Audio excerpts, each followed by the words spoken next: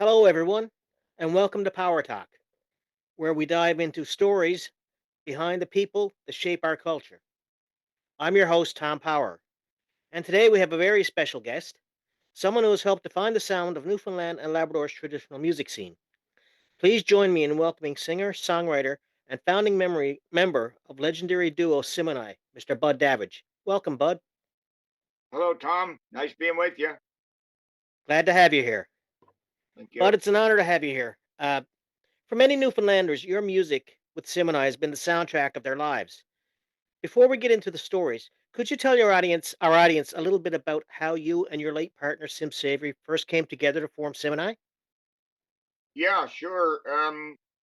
Well, as you probably know, I was living in English Harbor West, down in Fortune Bay, um, working with the school board down there in 1970. We went down there. I had been around the province teaching and stuff like that, and we went back there in 1970. Sim Savory from Ballorem had been away working with the bank, with the CIBC bank, and he was posted at the time, I think, in St. John's on Water Street there in the branch, and a business came, available in Ballorem, small store, grocery store, general store kind of thing, and Sim and his wife decided to come back to Ballorem, their home, and settle in and buy the business. So we, of course, I knew Sim, but not very well.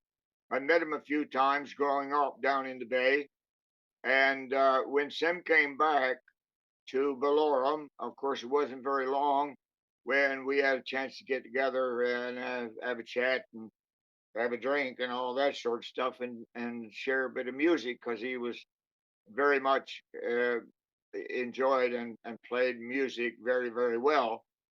Any kind of music, any kind of instrument. And Sam, as I had always been part of a band, wherever he was part of a band. And so he had that tradition going for him. Uh, and I'd never been in a band in my life and had no intentions of ever being in one, to tell you the truth.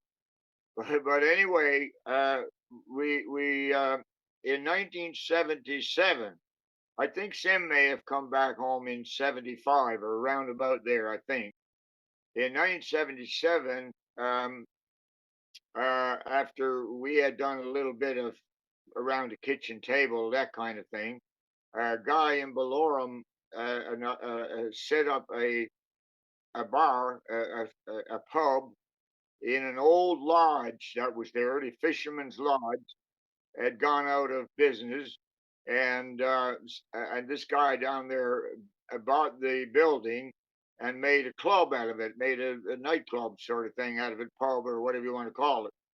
And we used to go there off and on, have a beer, and sit around and play. Sometimes we'd sing a few songs. So anyway, it so happened, I think it was in May or something like that of 1977. We were there one evening, one afternoon, on Saturday, and he said, "Guys, why don't you play for a dance? Why don't you come here and play for a dance?" And I said, "Geez, I'm not going to play for no dances. I'm not interested in doing that." And Sim said, "Well, why not? Why don't we do it? Why don't we do it?" I said, "Well, you know, we haven't got a whole lot of material, so well, that wouldn't be a problem. We know a lot of songs, and he could play the accordion, he could play lead guitar, I could play a rhythm guitar, and I like to sing. So anyway, long story short, we decided to do it, and we did it, and it went over really, really good. Everybody enjoyed it, and it's one of those things, I suppose. It's sort of like you get a bug for it. I didn't ever think that I would, but it went over so well. I think we made $40 or something like that night, and and the people loved it. So next week I think it was, we did it again. So that's the way it started, and and it continued to go. Although I didn't expect it would ever go very much further than that. I never had any intentions of it going any further than that, to tell you the truth. But anyway, it did, and we went together. We were together for 20 years, Mhm. doing performances and recordings and everything else. Mhm. Yeah. I've heard the name Simani is a nod to both of you. Is it just a combination of both of your names? Yes, it is. Yeah, people. We didn't have a name, of course. Like I said, we had no pretensions of going very far with this thing. And somebody said, "Well, who's going to go? Who's going to be playing?" And asked me, and I said, "Well, Sam and I were going up there. Sam and myself, Sam and I were going up there to play in the club, and so I guess having said it a number of times, it sort of seemed to stick, and that's what it became, Simani. you know, yep. Uh, The two of you created some incredible music that really captured the heart of Newfoundland culture. What would you say were some of the key moments or highlights of your journey? Well, once we got sort of into the groove, I suppose you say, where after, well, 77 in 1981, that's 4 years. By that time, we had done some bookings around the communities close by and so forth. And so, we were in a groove, as it were, and we decided to make a record. We decided to make a record. So that was a big event to make that kind of decision. The studio that was popular at the time was in Stephenville, called Claude Sound, and Mhm. Neil Bishop and some and his friends over there uh, at the studio, and we knew about it and so on. So that was a big event for us to decide to go over there, and we did, and we put out the album Saltwater Cowboys. The other thing about it was that was significant, I guess, was that we weren't going to be doing any cover songs on the record. We were going to be doing original material, and I was going to write the original material. So that was significant. Uh, of course, we didn't know if it was going to work or not. And you don't know these things if it's going to work. So you put a bit of money into it, fair bit back then, cobbled together some money to pay for our recording and to buy the records. And back then it was all vinyl, uh, 12-inch LPs and some 45s, the small records that we would take off. We took off a couple off there for the jukeboxes and that sort of thing. But we didn't know if it was going to work or if it wasn't. It was a business venture in a sense, and you had no idea in front of it whether or not you would end up with all of these records uh, lying around somewhere or other and not sold. But that didn't happen. That was significant too, of course. The records went, and we had to get more. So, and the radio started playing our songs, and so there you go. It sort of took on that kind of progress and led us along the way to the point where we recorded again the next year. I made another record called Heaven by Sea, and again, the success of that one was considerable. So, and on it went till we had 12 of them altogether by the time I finished up the performances in 1997. So that was 20 years.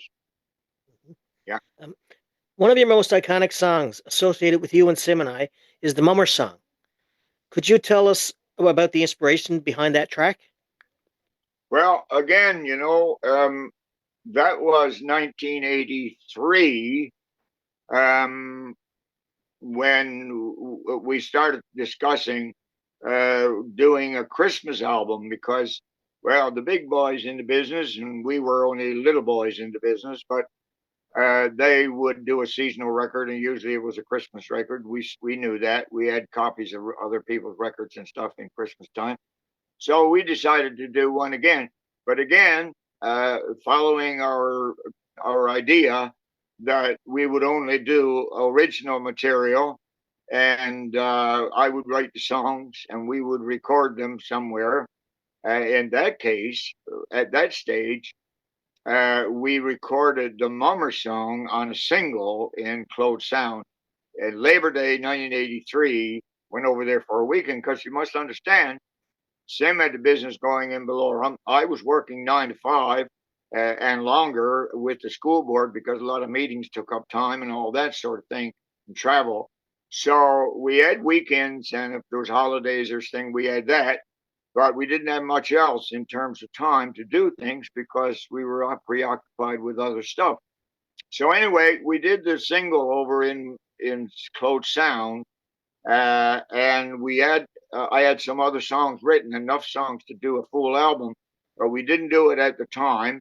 We were going to do it the next year instead, and uh, but we took this single off on the 45 and gave it to the radio stations. It went through the roof that fall, leading into Christmas. They played it and played it and played it, and so it was very, very popular. We knew we had something going there, and we sold a whack of those 45s and gave them to the jukeboxes and radio stations and all that kind of thing.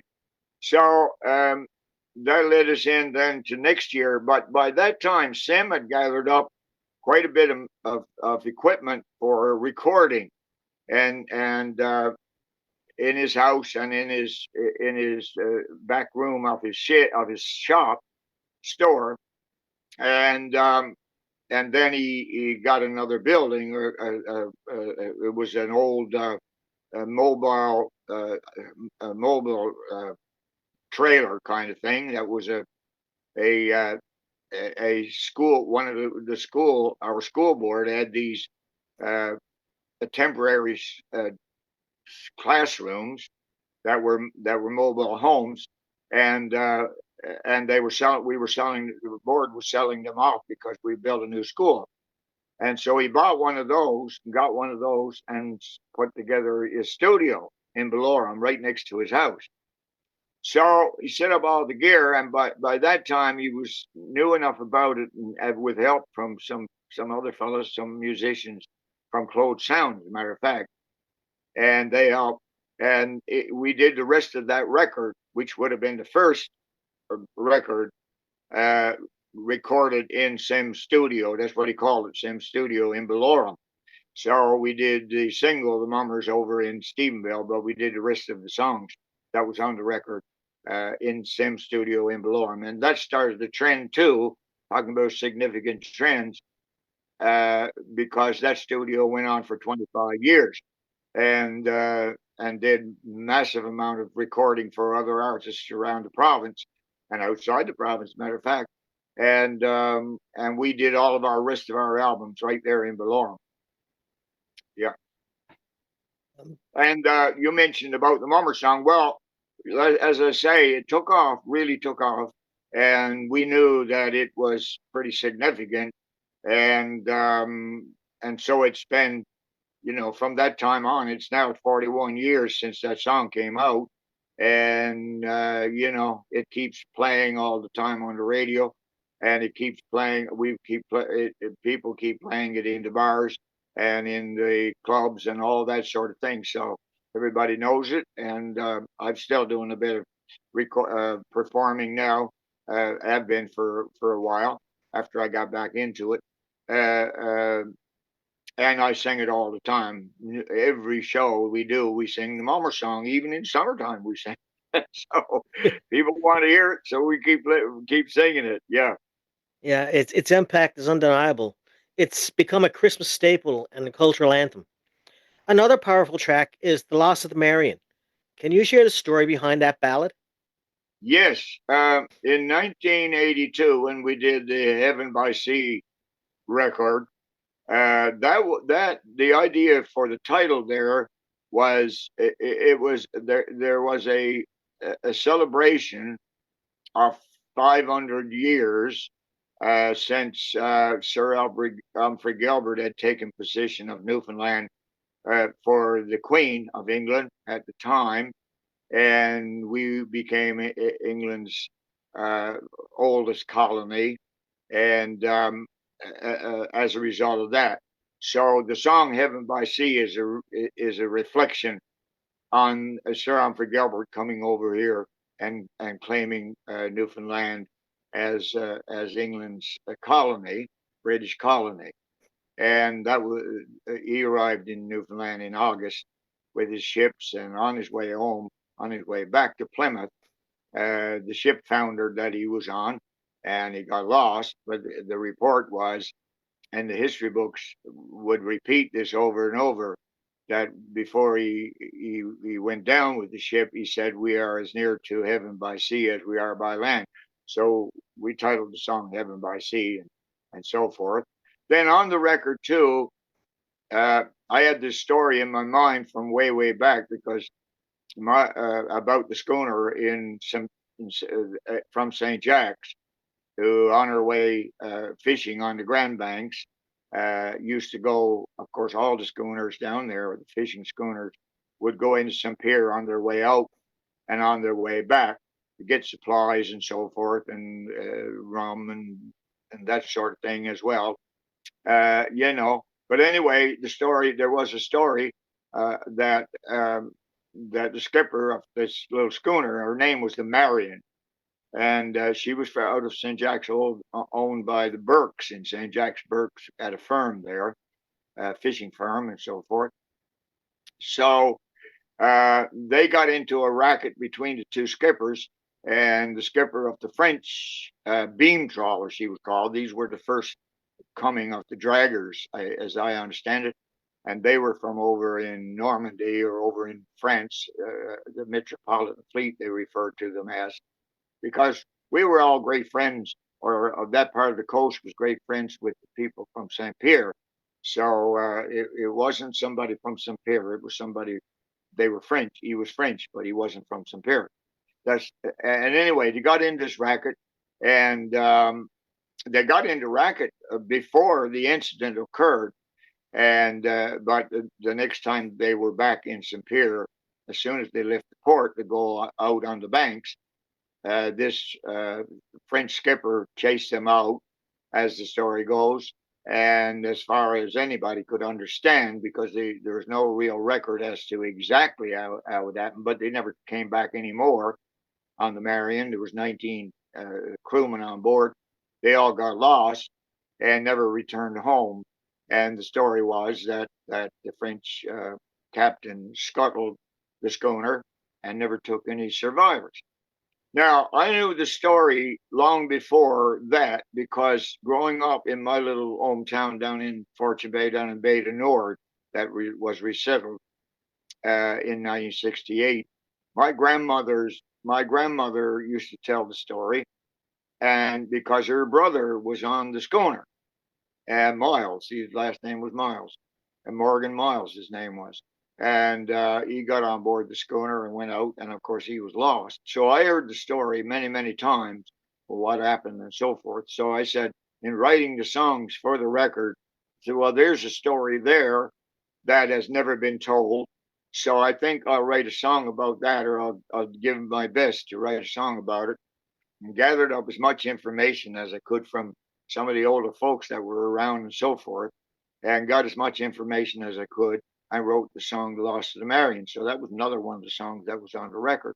And again, um, that song became very popular. I didn't expect that it would, because it was a Fortune Bay kind of song, and banking schooner, sailing schooner type of song. So I said, well, it's more of a local thing, and the chances are it won't go very far. But it did, and we still get a lot of requests.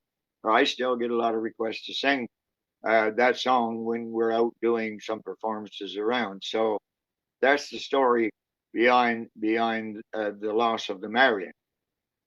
The other thing I Yeah. should say is that was 82. In 85, the Land and Sea program, CBC Land and Sea program, which was very popular in Newfoundland, of course, still is after 60 years or whatever. Anyway, they wanted to come down. Dave Quentin was the host of the program at the time, and he called me and said, "Can we come down to English Harbor West and do some recording on the Mummers and the Mummers song?" And I said, "Yeah, sure, by all means, come on down." And they did come down about mid-December of 1985 and recorded the Mummers. But then we were talking about some of our other songs that we had with these 3-4 records that we had already. And he said, "Oh, well, uh, what are they?" And so forth, so forth. So he said, "Well, can we do some of those too?" And I said, "Oh, of course, no problem." So we got together in Boxey, where some of the older folks who were there who knew about the story of the Marion, I still remembered it. One old gentleman there, he was only 14 years of age when it happened, and he had been out in St. Pierre on one of the schooners. He used to go very young back then, and he told his part of the story as to what went on out there and so forth. So we did that, and they recorded that on the Land and Sea program. We also had another song that we were doing called, at that time, which is 85, which was our fifth record, called Outport People. And that was about the resettlement program. And they said, "What about that one there?" And we said, "Yes." He said, "Well, you're from down in Bay de Nord, which is resettled." And I said, "Yes." Is there anything down there? I said, "Well, our old homestead is still there. It's not in very good shape, but it's still there. My uncle, uh, that house we had there, my father and his brother, they were two that were in the family. They had this house, big whole house where we grew up. And my uncle Vern and his family lived in one part of it, and it was petitioned, and then we lived in the other part. So that old place was dilapidated to a large degree, but it was there. And Uncle Vern, my father's brother, my uncle, was living in Pools Cove, which is right next door to Bay de Nord. And so we asked Uncle Vern, would he be part of it and come in, and he said yes. And so it all fell together really, really well, which is amazing to me because a lot of it was spontaneous and off the cuff and all that sort of thing, but it worked out so well. We went over there, so we recorded the Outboard People song there about having to leave our folks had to leave home and that sort of thing, and how sad and so forth that it was in reflection. But that was 85, and the resettlement had taken place in 1968. So anyway, that was the second one. Then we did the Saltwater Cowboys, of course, which was our first record. You wanted to do that one? We said, yeah, we do that. We set up in Sim Studio, and they recorded that, and we chatted about it, and that was on there. So we had 5 songs altogether, which is almost unheard of. That you would be fortunate enough to get 5 of your songs recorded on one program, which was the Land and Sea program. They called it Fortune Bay Christmas because of the Mummers, of course, but it had all these other songs. So that recording really spurred things along and added a lot to the Mummer song and of course all the other songs as well, including The Loss of the Marion. And that production, 1985, it was produced. It showed first in January, the first week of January 1986. So that means it's 39 years straight that it's been ongoing with CBC, and it's on again this year. Now I just heard them announce it today that they were going to be playing it, and they've played it every single year since. So all of these, you talk about things being significant about what happened to us, myself and Sim.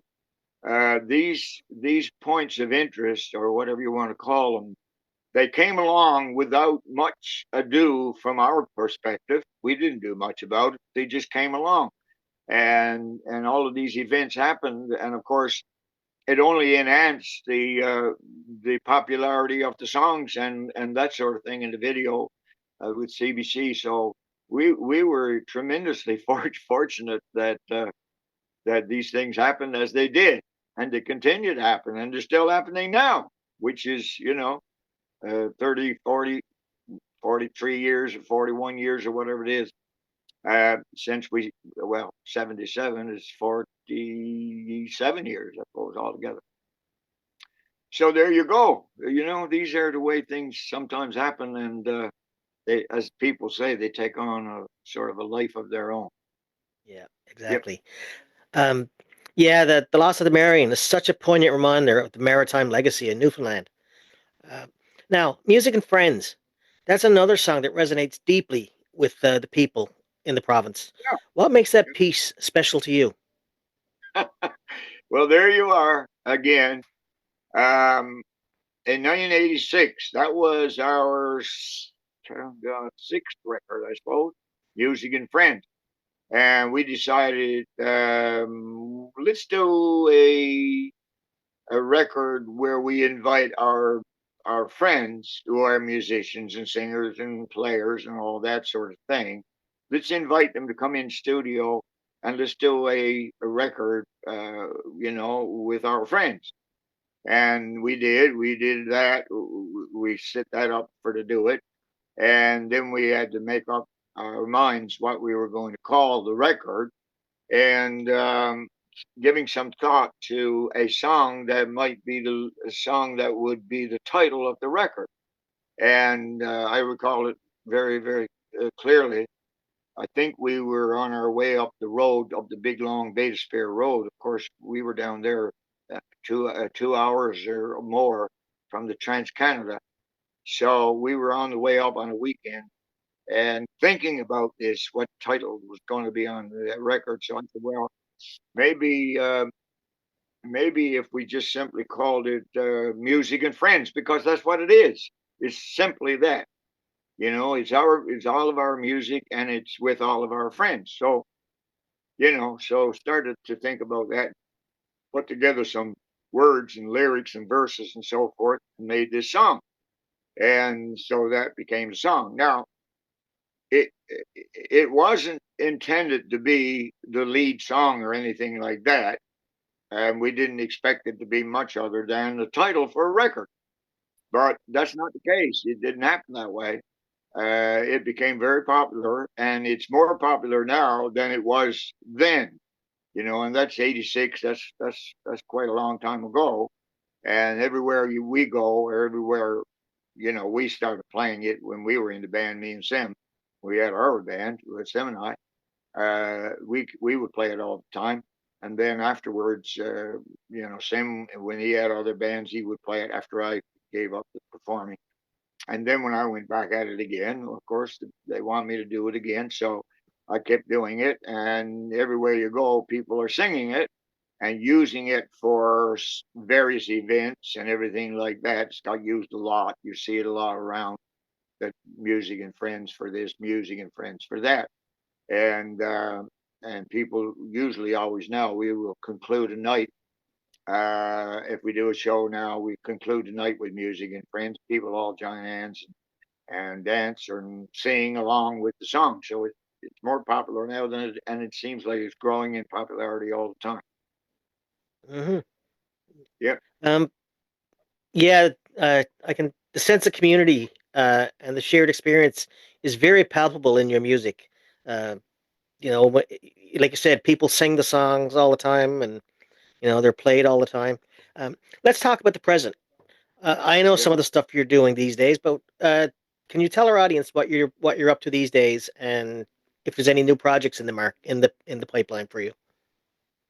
Well, I got back into performing a bit with Shanneygannock. That's a popular band here in Newfoundland, as you know, very Mhm. popular, probably the most popular band at the moment. And they travel all around the world, and across Canada and all over Newfoundland and around the world.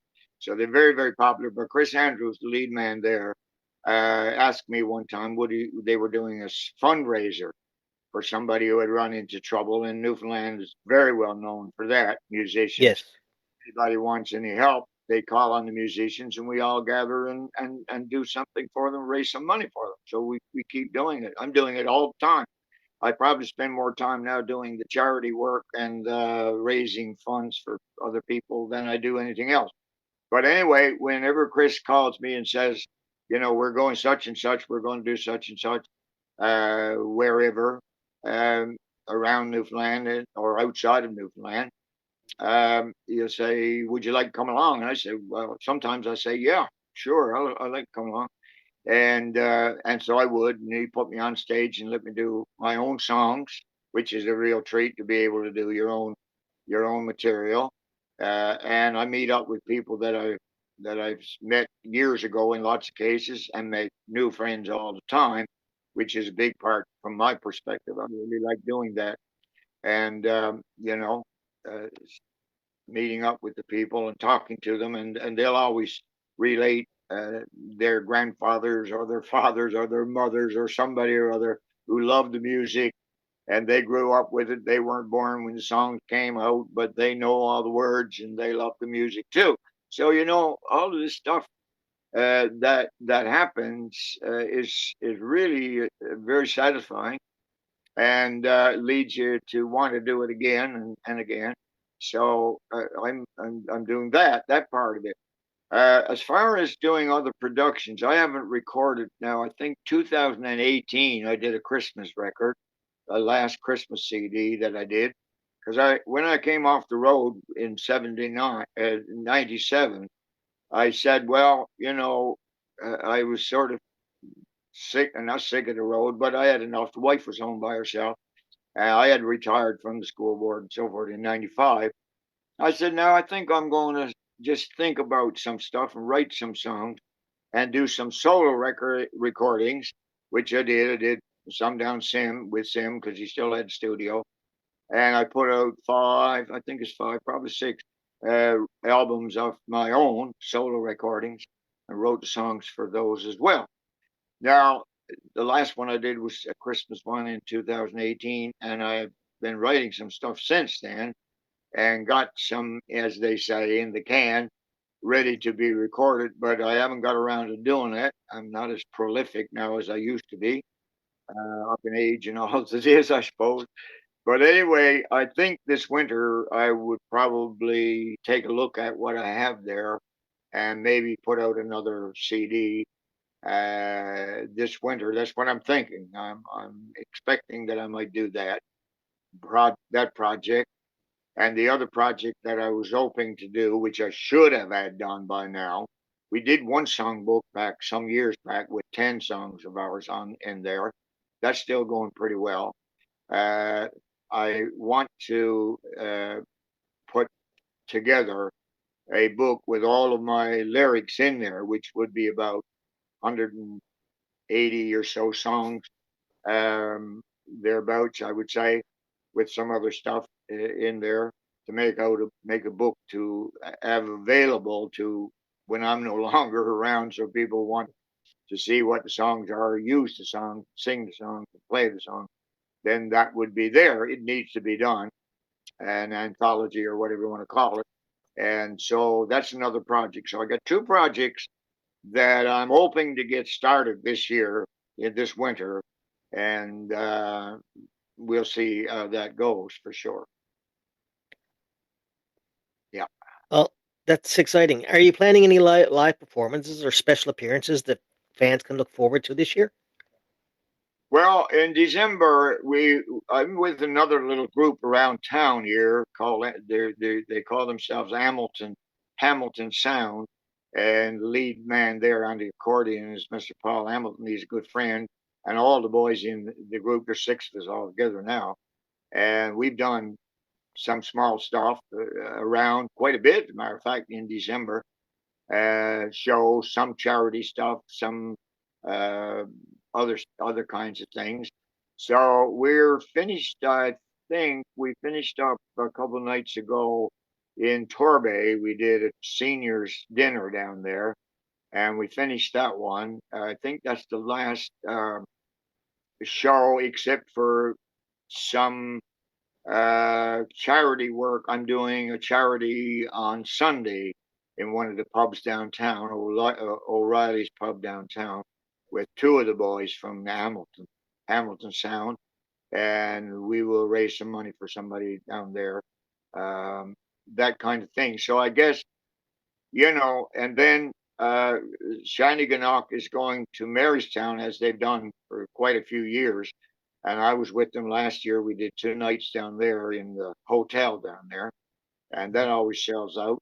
So he asked me would I go down with them, and I said, yeah, okay, I'll go down. That's the 28th and 29th of December, after Christmas, and we'll do that. That will conclude the year for us. That'll be it. Of course, we're into December then, and probably nothing significant will happen anymore until probably March. Then they may want to do a Patty's Day somewhere other, and if they do, well, I might go with them to that. I'm Okay. not traveling as much outside of the province now. Uh, I rather I don't want any long term stuff outside the province. I've decided not to do that. My wife's not too fussy about being at home alone and that sort of Mm. thing anymore. So I'll cut that back, that kind of thing.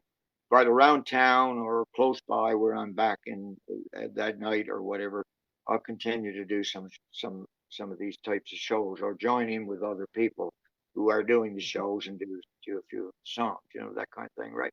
Which Yeah. is easy to do. It's not taxing. It's not very taxing to do it, and it's enjoyable to do it, and so I'll probably continue that as long as I'm able to do it. Let's put it that way. Hmm. Um, Yep. so what do you see for the future of Newfoundland music in the province? Uh, Well, and that's a good question too, because I mean we're getting up there, and our style of music and all that sort of stuff. We're Shanneygannock still carrying on the tradition. There's other older bands that are carrying on to traditional music, and the new music is coming along. But it's noticeable too that there's few young bands coming along and picking it up and doing their own style, which is good because you got to get change. You don't want to get stale and all that sort of thing. So I see it. I see it as having a good future. The music here in this province. We've always been that way. That's the way it is down here. We have this tradition behind us of being creative about our own province and stuff. We don't pay a whole lot of attention to what other people are doing. We just go about our business and do whatever we want to do and like to do.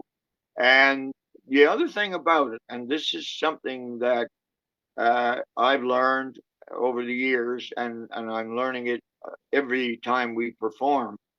The people come out to the shows. They really do. Once they know the show, the thing is on. The performance is on around here in St. John's, for example, where I am now. We'll spend the winter here. Um, it's really really encouraging to see how much support that the audience, the people, the community shows to the musicians. And even when the younger ones come along, and they're new and they're just starting, they haven't got a lot of experience and stuff, but still they get tremendous support. And that's one of the ingredients that we have here in Newfoundland and Labrador, where we get tremendous support. I guess that's why old fellows like me will keep going as long as we can, because people want to hear it and they support us. So that's really quite something. yeah, it is. Um, well, Bud, thank you so much for taking the time to chat with us today.